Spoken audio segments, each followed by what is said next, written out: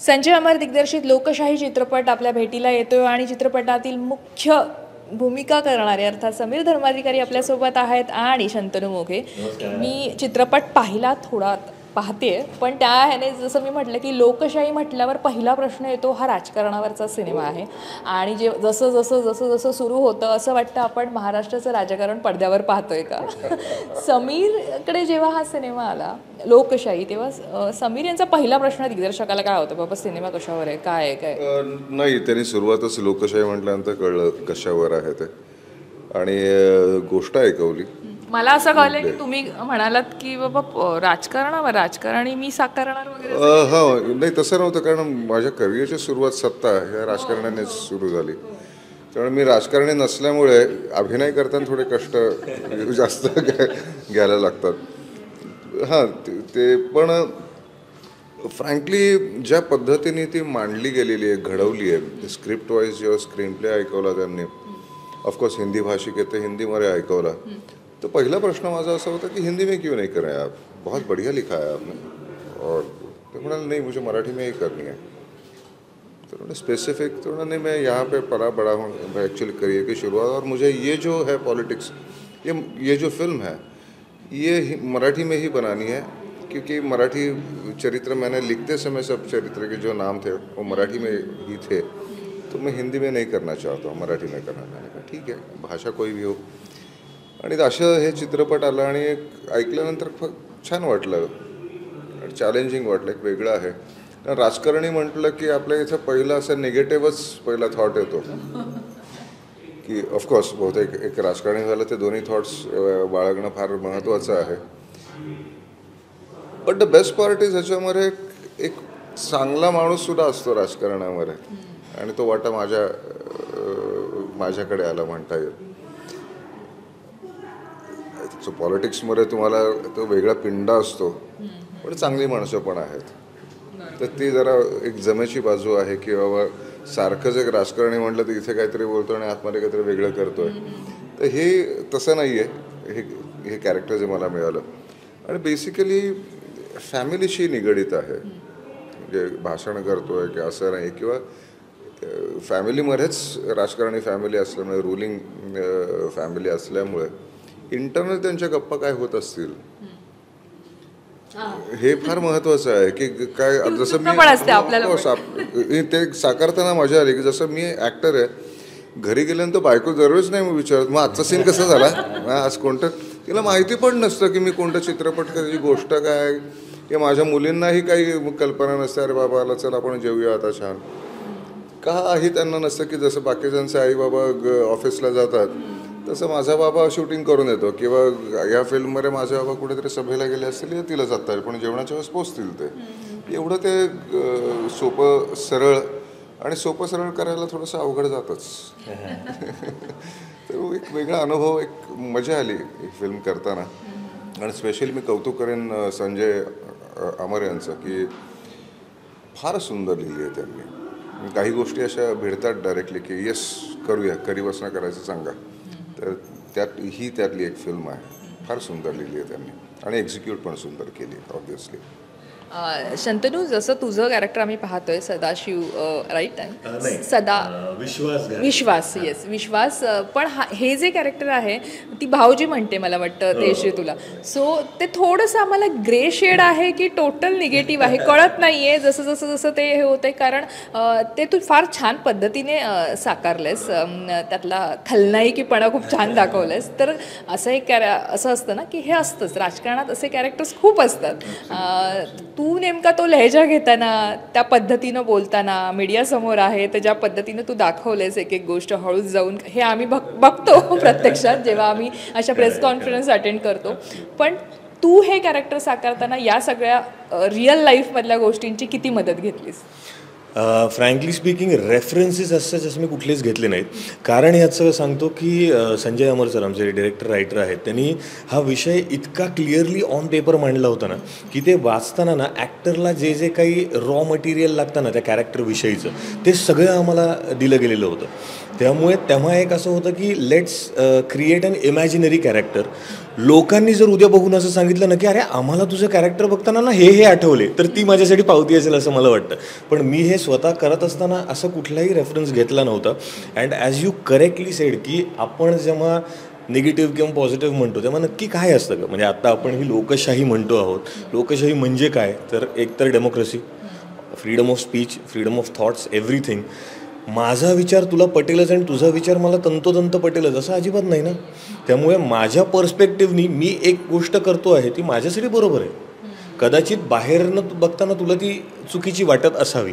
त्यामुळे हे असं एक ग्रे कॅरेक्टर आहे की जिकडे आत्ता ह्या एका परिस्थितीचे किंवा एका सिच्युएशनचा मी माझ्यासाठी कुठल्या पद्धतीनं फायदा करून घ्यायला हवा. तो वाईट अर्थानेच असायला पाहिजे असं अजिबात नाही आहे. पण पर्सनली स्पीकिंग मला जर ग्रो व्हायचं असेल तर मला ह्यातलं काय काय फार इंटेलिजंटली ते हेरून त्याचा वापर करून घेता आला पाहिजे. असं हे कॅरेक्टर आहे विश्वास घारगे. म्हणून बघताना असं डेफिनेटली असं वाटू शकतं की हां कुछ तो गेम है भाई, मगर वो गेम हर वक्त everywhere the game doesn't have to be a negative game. So तसं हे कॅरेक्टर आहे. आणि ह्या फिल्मचं पण असं आहे ना की एक प्रचंड लिनिएज असलेली ती राजकारणी फॅमिली आहे. जसं आत्ता समीर सर म्हणाले की राष्ट्राचं किंवा देशाचं राजकारण वेगळं आणि आपल्या प्रत्येकाच्या घरात होणारं काहीतरी एक राजकारण असतं ते वेगळं, जे आपल्याला कोणालाही चुकलेलं नाही आहे. अगदी छत्रपती शिवाजी महाराजांपासून किंवा त्यांच्याही अगोदर प्रभू रामचंद्रांपासून आपण हे सगळं बघत आलेलो आहे. त्यामुळे हे फार प्रॅक्टिकल आहे, हे फार रिअल आहे. आपण कितीही जरी म्हटलं ना की नाही नाही आमच्याकडे असं काही नसतं तर तुम्ही खोटं बोलतात असं माझं म्हणणं आहे. त्यामुळे हे आहे तर हे दोन वेगवेगळे पैलू आहेत.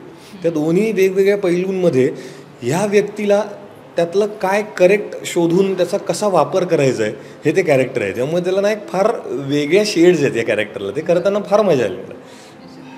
यशवंत चित्रे तुम्ही साकारलेले आहेत ह्याच्यामध्ये, ती व्यक्तिरेखा साकारली आहे. पण ती व्यक्तिरेखा साकारताना त्याचा एक बोलण्याचं स्वतःची एक स्टाईल आहे. मुलीकडे जेव्हा तो त्याचं संभाषण होतं ते एक वेगळं हे आहे. त्यामुळे वेगवेगळ्या छटा एकाच कॅरेक्टरमध्ये तुम्हाला कधी तो पॉलिटिकल असल्यावर त्याला ते त्या पद्धतीनं वागावं लागतं, जेव्हा तो बाबा होतो तेव्हा त्या पद्धतीनं. सो एक प्रत्येक छटा तुम्ही अनुभवली असेल. पण या वेळेला अर्थात बाबात आता प्रत्यक्षात आयुष्यात आपण असल्यामुळे ते आपण त्या पद्धतीने होऊन जातं सहज. पण राजकारणी जेव्हा साकारतो तेव्हा ते आपण काही त्याच्यात नसतो मग पडद्यावर, पण ॲक्टर म्हणून ते अर्थात तुम्हाला लोकांना उत्तम जमतं. पण कधी कधी कुठे कुठे ना आपण जेव्हा बातम्या पाहत असतो एखाद्या सगळे दिसतात आम्हाला फ्रँकली, मला विचारायचं तिथूनच कळतं की अरे असं बोलायचं बरं का, या पद्धती लकप ठेवायचे किंवा एक सिम्पल त्या प्रश्नावरच आहेत की प्रत्येक कॅरेक्टरशी बोलताना ते त्याची पद्धत वेगळी आहे. कारण त्याच्याशी प्रत्येकाशी इंटरॅक्शन वेगळं आहे. मुलीशी खूपच बॉन्ड आहे तो वेगळा, तो पर्सनल लेवलला खूपशा गोष्टी सांगत असतो. बाबांशी वेगळं आहे कारण बाबांना लहानपणापासून बघितलं ते कसे रूल करत आले, त्यांची तत्त्व वेगळी आहेत. त्या दोघांमध्ये कॉन्फ्लिक्ट पण आहे, पण तो कॉन्फ्लिक्ट फक्त कामापुरता आहे. इन पर्सनल नाही, पर्सनल एक वेगळंच बॉन्डिंग आहे त्यांच्यामध्ये. चुकत असेल तर हळूच सांगतील चुकतोयस. किंवा भावाशी वेगळं आहे. शंतनू त्यांच्याबरोबर एक वेगळं आहे कनेक्शन. भार्गवीशी वेगळं आहे की तिला एक वेगळा कॉन्फ्लिक्ट आहे, तिच्याशी स्ट्रेट बोलतो तो. किंवा प्रत्येकाचे ते तर हाच खरा ग्राफ आहे त्या कॅरेक्टरचं म्हणता येईल. आणि तो लिहिला पण सुंदर आहे. ते शब्द तसं असेल तर मग ते तसंच येतं ते. तर ती एक खूप गंमतदार गोष्ट आहे याच्यामध्ये की प्रत्येक कॅरेक्टरशी त्याचं जे वागणं आहे ते व्हेरिड आहे. त्याच्या बॉडीगार्डशी वेगळं आहे, सेक्रेटरीशी वेगळं आहे. त्यामुळे एक मजा आली. तो ग्राफ ऑलरेडी तो बिल्टअप होता कारण प्रत्येकाशी एक सीन 2-2 सीन असले की ते कम्युनिकेट करताना मजा येते की ती जरब पण असते आणि काही ठिकाणी ओके शांत पण असतो. तो जिथे जरब आहे तिकडे सोडत नाहीत पॉलिटिशियन्स, कधी वाट बघत असतात. म्हणजे कसं नाही इतकी पॉवर द्यायची. म्हणजे आम्हाला खूप पूर्वी सांगायची की एखाद्या माणसाला पॉवर पण तेवढी द्यायची आणि अथॉरिटी पण तेवढी द्यायची आणि नंतर वाट बघत बसायचं कधी चुकतो. म्हणून त्या हायर लेवल मॅनेजमेंटमध्ये मला वाटतं हे फक्त राजकारणात नाहीये. मी आता जस्ट त्याचे की हायर लेवल मॅनेजमेंटमध्ये हे खूप असतं की तुम्ही CEO आहात, तुम्ही MD आहात, अथॉरिटी पॉवर दोन्ही आहेत. But the team is always waiting for him to like एक रॉंग स्टेप आणि युअर आउट. तर ऑफकोर्स ते राजकारणापासूनच सुरू झालं असावं की अथॉरिटी पॉवर देऊन वाट बघायची कधी चुकतो. कारण सगळी ते अशी म्हणजे म्हणतात ना, कित्येक आपल्याला कळत नाही.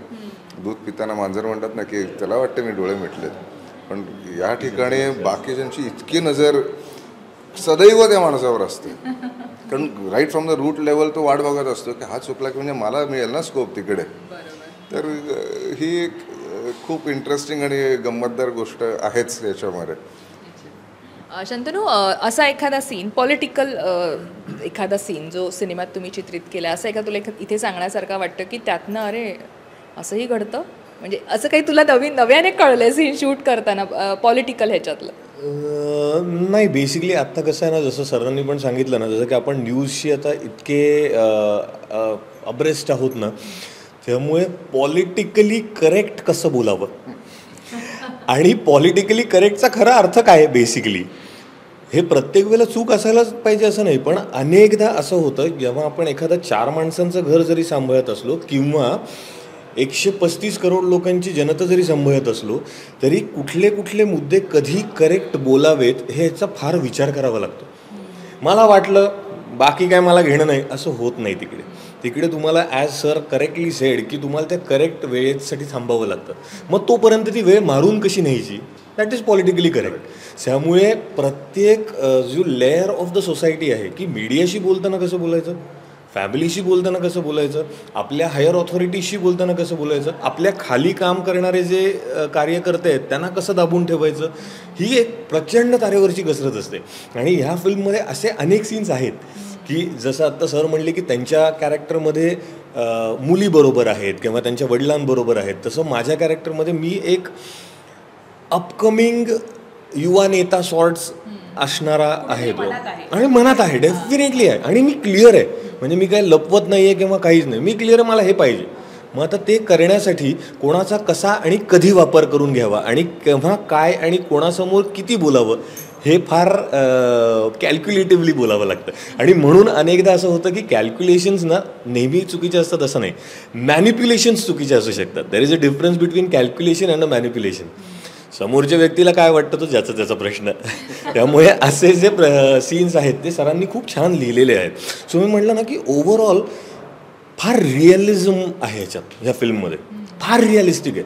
म्हणजे कोणालाही असं बघून आपण कधी कधी असं होतं की काही कलाकृती इतक्या ओव्हर द टॉप असतात ना की आपल्याला असं वाटतं हो असं पण एक आयुष्य असतं, मला पण कधीतरी आवडेल रे असं हेलिकॉप्टरमधून उतरायला. पण हे असं नाही आहे. एकतर राजकारण जे आपल्या सगळ्यांच्या काय रक्तात आहे, मातीत आहे आपल्या, त्यामुळे आपण लहानपणापासून आपण त्याचा भाग आहोत का नाही, डिरेक्टली इनडिरेक्टली असतोच. पण भाग डिरेक्टली जरी नसलो ना तरी आपल्याला we are well convergent with everything.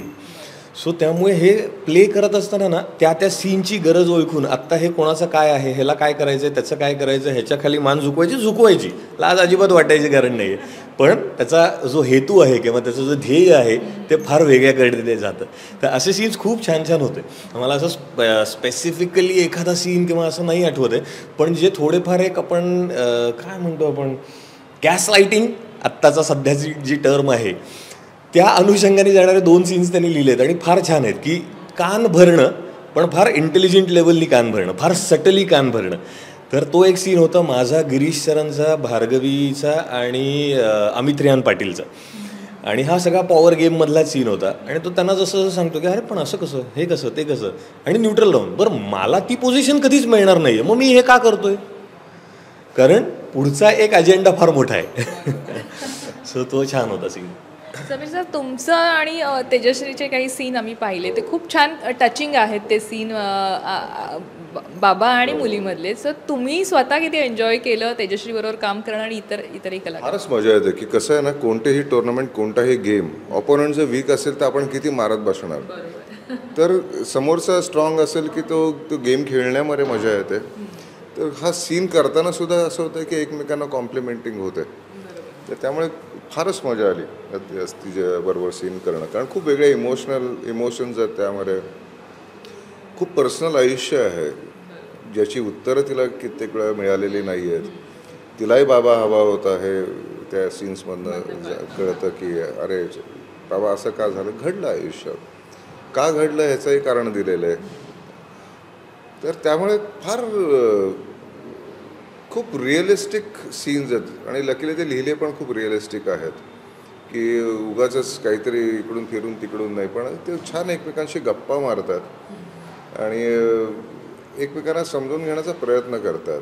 खूप वर्षाचा तो गॅप असतो, त्यामुळे ते समजून काय नक्की घडलं असेल तेव्हा. कित्येक वेळा मी सुद्धा बाबा म्हणायचे लहान असताना, असं काय, तू मोठं झालं की तुला कळेल, तू माझ्या एवढा झाला की कळेल.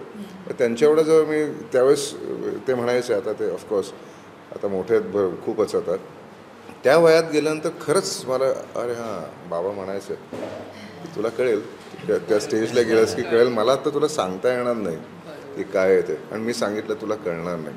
तर अशा स्टेजला दोघं आल्यानंतर की दोघांनाही नक्की नीट कळत आहे. लहान असताना सांगितलं असेल की थोडी मोठी झालीस की कळेल मी काय म्हणतो आहे, आता खरंच मोठी झाली आहेस तर आता खरंच गप्पा मारूया नक्की काय घडलं आहे ते. तर हे खूप छान एक छान लिहिले पण आहेत आणि ते एक्झिक्यूट करताना पण फार मजा आली. एक प्रश्न असा छोटा दोघांनाही जाता जाता की महाराष्ट्राच्या राजकारणाला घराणेशाहीची खूप मोठी परंपरा लाभलेली आहे आपल्या. सो तुमचं असं म्हणजे दोघांनाही हा प्रश्न कॉमन विचार, तुमचं असं आवडतं महाराष्ट्राच्या राजकारणातलं घराणं जे तुम्हाला आवडतं? बाळासाहेब ठाकरे हे घराणं आवडतं आणि अजून एक म्हटलं तर विलासराव देशमुख. ही दोन घराणी जी आहेत ही मला मनापासून आवडतात. कधी असा जवळून संपर्काची वेळ आली आहे बोलण्याची बाळासाहेबांशी किंवा इतरही कोणाशी? राज ठाकरे आहेत, उद्धव ठाकरे आहेत, त्यांच्याशी राजसाहेबांशी बोलणं झालं, त्यांचा शो केला होता आणि फार मजा आली होती की माझ्या चेहऱ्यावर कळतं की याला का आहे राजकारण कळत नाही, हा अभिनेता आहे छान असं. आणि त्या लेवलला गप्पा मारताना किंवा वहिनी म्हणाली की छान काम करतोस आणि आमचा मराठी पोरगा एवढा हिंदीमध्ये काम करताना मला खूप कौतुक आहे, तुझा शो बघते. तर ही कौतुकाच्या थाप पण मिळाली मला. रितेशजींबरोबर मी क्रिकेट खेळलो होतो एक सीझन अख्खा. What a gentleman. दोघंही ते नवरा बायको फार गोड आहेत. आणि विलासरावांनी मला आणि माझ्या बायकोला आमच्या दोघांचा सत्कार केला होता आणि स्टेजवर येताच ते म्हणाले या या या धर्माधिकारी दाम्पत्य, आणि असं छान खांद्यावर हात ठेवला. तर ते पण खूप छान कौतुक होतं आमच्या दोघांचंही. तर ह्या दोघांना जवळनं भेटणं झालं आणि त्यांचा सहवास पण लाभला. शंतनू, तुलाही हाच प्रश्न जसं मी विचारलं तसं की महाराष्ट्राच्या राजकारणाला घराणेशाहीची मोठी परंपरा आहे. आपल्याकडे अशी मोठमोठी घराणी आहेत जी आजही आपण पाहतो, त्यांची मुलं नातवंड पोतवंड राजकारणात आहेत आणि सक्रिय आहेत. सो तुझं असं आवडतं घराणं आणि त्यातली काही मंडळी की ज्यांच्याशी तुझा संपर्क जवळून आला आहे, ती माणसं तुला जवळून कळाली? बरोबर. नाही, मी अगदी प्रांजळपणे सांगतो, माझं एकतर जसं समीर सर पण म्हणाल तसं ना, राजकारण हा फार आवडीचा विषय नाही आहे, त्यामुळे त्याचा अभ्यास करून त्याच्यात लक्ष घालावं इतकं माझं खरंच नाही आहे. आत्ता जे खूप मोठमोठे राजकारणी भेटले ते आम्ही कलाकार आहोत ह्यामुळे वी आर प्रिव्हिलेज्ड की त्यांच्यामुळे वी कुड शेअर द सेम स्टेज. आणि मला त्या सगळ्या लोकांमध्ये हे एक गोष्ट फार प्रकर्षाने जाणवली, जी म्हणजे ना, ती सगळे लोक ना स्वतः त्यांच्यात काहीतरी एक कलाकार दडलेला आहे आणि कलेबद्दल त्यांना प्रचंड आदर आहे. त्यामुळे जेव्हा ते आमच्यासारख्या लोकांना भेटतात ना, तेव्हा ते ह्या राजकारणी आहेत तुम्ही सांगितलं तरी आम्हाला खरं वाटणार नाही, इतके ते वेगळं व्यक्तिमत्व आणि इतकं गोड व्यक्तिमत्व असतं. पण ॲज यू सेड घराणेशाही किंवा मला कुठलं घराणं आवडतं, तर I would really not be able to comment on a very statistic data, कारण मी त्याच्यात नाही आहे. पण आत्ता ना अजून एक मी नवीन आत्ता जो काही एक हे येतो आहे ना, direction or path in the politics, तर मला हे फार आश्वासक वाटतं की घराणेशाही आहेच, ती खूप पूर्वापार चालत आलेली आहे. I respect that completely. पण आता ना त्यालाच लागून खूप अभ्यासू वृत्तीने येणारे नवीन पॉलिटिशियन्स येत आहेत आणि they are really really really very studious and very serious about the whole work. So this is a very welcoming change असं मला वाटतं. तुला अशी कोणती स्पेसिफिक नावं इथे घ्यावीशी वाटली की खरंच हा नेता तरुण आहे आणि चांगला आहे, जो आपलं भवितव्य कदाचित चांगलं करू शकतो किंवा भवितव्य ठरू शकतो? डेफिनेटली अमोल कोल्हे. अमोलला मी ॲज अ मित्र पण ओळखतो आणि तो किती अभ्यासू आहे ना सगळ्याच बाबतींमध्ये. म्हणजे तो प्रोड्युसर पण आहे, तो उत्तम अभिनेता आहे, तो राजकारणात जाणं हे मी आवर्जून परत त्याचं नाव मी का घेतो हे पण सांगतो की तुम्ही ॲक्टर झाल्यानंतर तुम्ही MLA होणं हे वेगळं, आणि लहानपणापासून मला MLA किंवा MP व्हायचंच आहे आणि मला समाजसेवा करायची आहे हे ध्येय असणं वेगळं. मला असं वाटतं अमोल तसं आहे, कारण मी त्याला 10 वर्ष ओळखतोय. त्यामुळे ना आमच्या पहिल्यापासूनच्या गप्पांमध्ये हे नेहमी व्हायचं की यार ना मला ना हे करायचं आहे, मला माझ्या राज्यासाठी करायचं आहे, मी अभिनेता आहे, आता मला कोण हरवणार, आता माझ्याकडे वलय आहे म्हणून मला एक तिकीट द्या, असं त्याचं अजिबात नव्हतं. सो त्याचा अभ्यास मला प्रत्येक त्याच्या वक्तव्यातून जाणवायचा, मला त्याचा सिरियसनेस जाणवायचा की अरे चल ना मग आता होऊ MP किंवा MLA, असं त्याचं कधीच नव्हतं. सो असे जे लोक आहेत ना, किंवा रोहितदादा पवार आहेत ज्यांची मी खूप भाषणं ऐकली आहेत, ते मला फार प्रॉमिसिंग वाटतात आत्ता. इवन BJPमध्ये पण ना, मी सांगतो पटकन, देवेंद्रजी आहेत डेफिनेटली. म्हणजे मी त्यांच्याबद्दल बोलण्या इतक्या पात्रतेचा नाही आहे, पण मला जे जे काही वाचनातून, म्हणजे माझं बेसिकली वर्तमानपत्र आणि न्यूज ह्या दोनपैकी मला हे डेफिनेटली जाणवतात.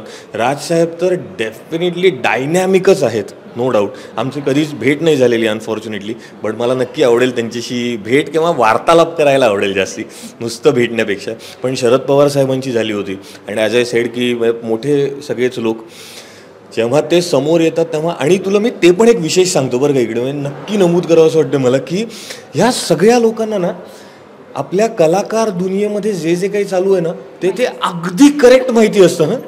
म्हणजे त्यांचं कधीच असं होत नाही की अच्छा हे कोण आहेत, हां ओके, त्याच्यावर ते कधीच थांबत नाही. जेव्हा जेव्हा माझी भेट झाली आहे या मोठ्या मोठ्या पॉलिटिशियन्सशी ना, त्यांनी जसं सरांनी आत्ता जो रेफरन्स दिला की तुमचं हे बघितलं होतं, तुमचं ते बघितलं होतं, हे आवर्जून सांगतात.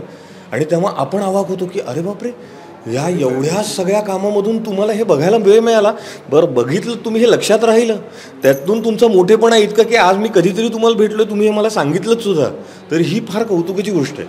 आणि म्हणूनच ते तिकडे आहेत. निश्चित. आणि आत्ता आपण जे म्हणतोय की लोकशाही सिनेमाविषयी, आणि जशा पद्धतीनं तुम्ही सांगताय की तुम्ही बातम्यांमधनं, तुम्ही वर्तमानपत्रांमधनं जे पाहिलंय, जे पाहताय, जे वाचताय, ते कदाचित याची झलक आम्हाला पाहायला मिळेल. आणि खरंच आम्ही ती एन्जॉय करतोय, कारण आज महाराष्ट्राचं राजकारण सगळेच एन्जॉय करतात. सो लोकशाहीसाठी तुम्हाला खूप खूप शुभेच्छा.